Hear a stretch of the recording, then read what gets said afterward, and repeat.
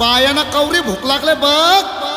अग साजने माझ्या बाया भूकल्यान ग.